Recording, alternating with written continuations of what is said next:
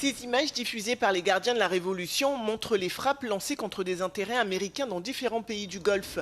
Les armées de Bahreïn et de Jordanie disent avoir intercepté plusieurs attaques sur leurs territoires respectifs.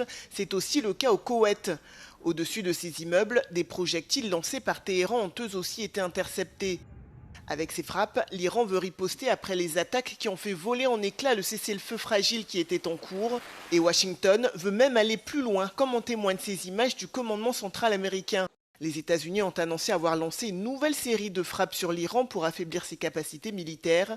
Ces dernières attaques ont fait de nombreuses victimes. Ce mercredi, l'Iran a annoncé la mort de plus de 30 civils et de 7 militaires dans le sud du pays.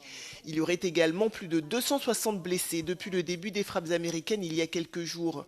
Donald Trump a menacé de s'en prendre aux centrales électriques du pays si aucun accord n'était conclu avec Téhéran. Next week comes the power plants. Next week comes the bridges.